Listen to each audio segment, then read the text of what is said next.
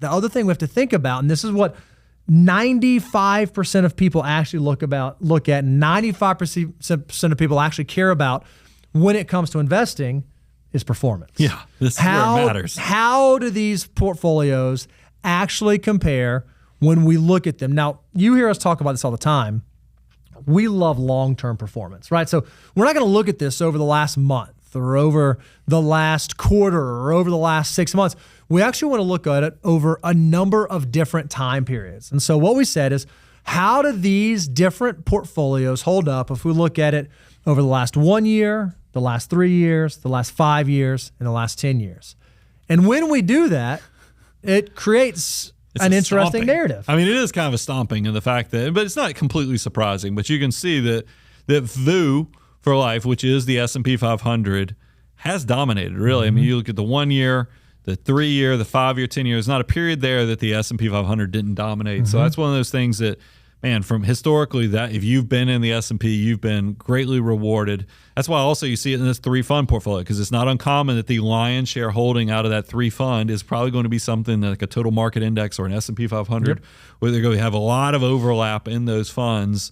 And then you can see, because we've now added in diversifiers like small cap, international, and things that are separated from the S&P, you can see Dave's portfolios probably have the most variation when you look at the annual difference between 1 year, 3 year, 5 year, and 10 year performance. Now, here's the temptation. I think folks are going to look at this and be like, all right, top performer, VOO for life. That's what I want. That's me. Sign me up for that. But it's interesting because we know just because one asset class, and when we think about VOO, we're really talking about U.S. large cap S&P 500 holdings.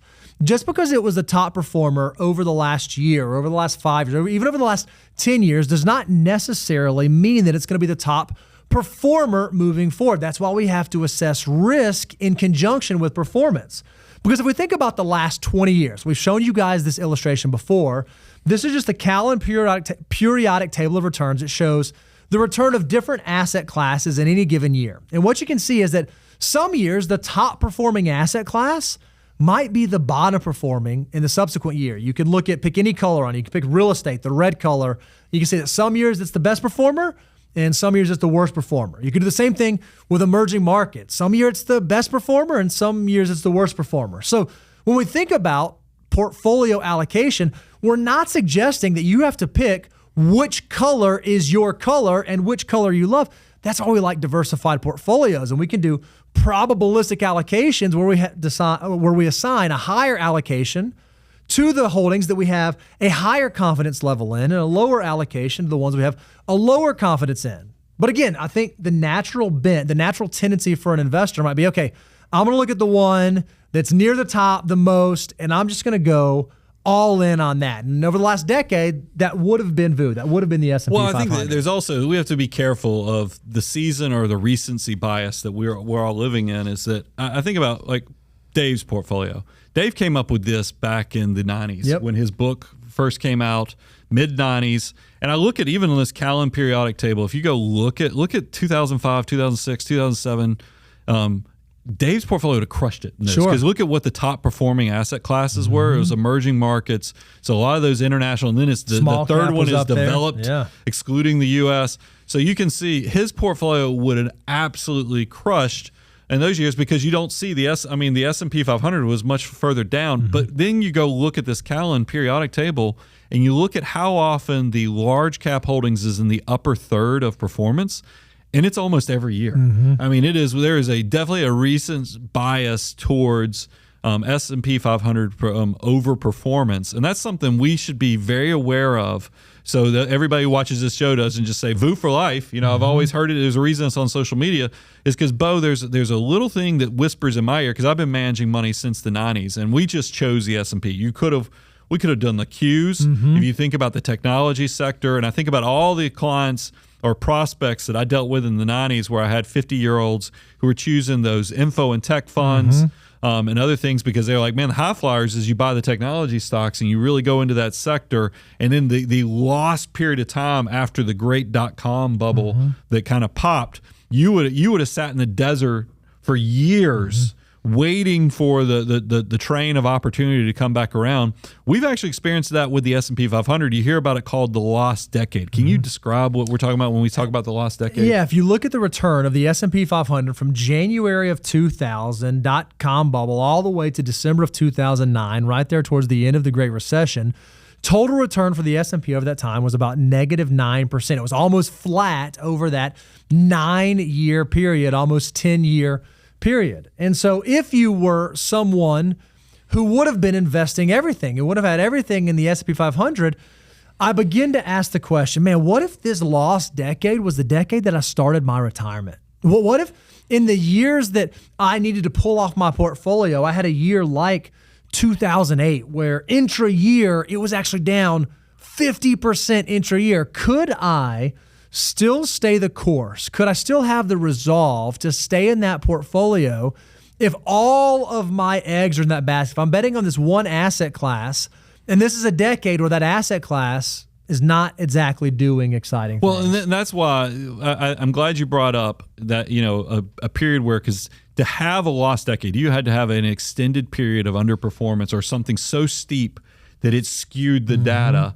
And here's what I think is interesting. A lot of people, this is why risk capacity is a real thing, is I think about my brand new retiree who is, because especially after you have like a year where the market does really well and makes double digits, everybody's like, I want more of that. Load me up. And I always have to remind them, I was like, well, let's talk about the math of this. Because remember, risk tolerance, just because you think you can handle it, could you actually survive this when we're living off of these assets? Because there's this weird math dynamic that occurs with the returns. If you lose 20% in your portfolio, to make back your money, you have to have an offset gain of 25%. It's not just 20 for 20. Yeah, it's not 20 for 20. You have to actually get a little bit more to make it back. That's a weird thing about mathematics. Same thing. Let's just go ahead and amplify this up to 50%. If you lose 50%, you don't make 50% to get back. You have to make 100% to get back. Same thing. And this, by the way, this thing gets steeper. You lose 60%, you got to make 150%. You can see how vicious this cycle is. And you can imagine what this does to you emotionally while you're trying to live off of this money.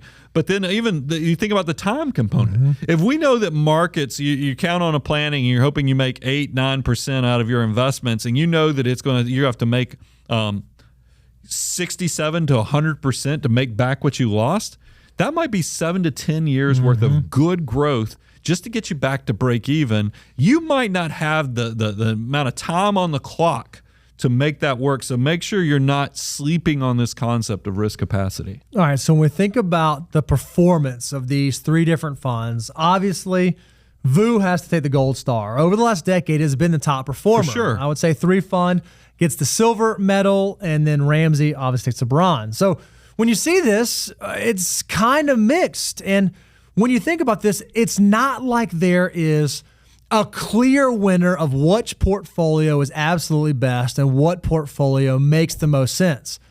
So how do you decide when it comes to how you invest your dollars? What do you need to think through? I think this comes back to, in personal finance, your specific answer is going to be very personal. And that's why when we have prospects come in the door, this is the things we try to do. First of all, we want to have a meeting where we figure out, how do you process money? What's your money psychology? Then we want to do some exercises, just like all the other financial institutions, where we actually test and get a kind of a snapshot of what your risk tolerance is. But then we're going to take that extra step, is we're going to say, hey, just because you can doesn't mean you should. We're actually going to start measuring your risk capacity. How does that intersect with your goals, your desires, your assets that you have? And then after we've gotten all that data gathering and we've brought in all that information, it's the culmination of then creating a plan that will be good during, after, and it incorporates all your goals, all your desires and your timelines, your age.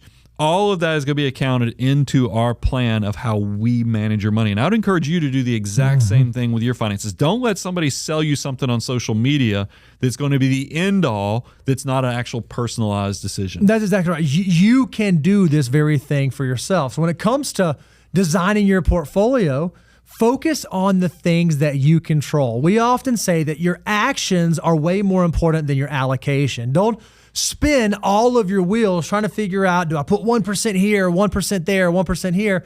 Focus more on the things that you can control. How am I being tax efficient? How am I spreading out my assets to match my risk tolerance and risk capacity? Not how am I out there trying to beat the market? When you're doing this, don't overthink it. Don't overcomplicate it. Don't make it harder than it has to be.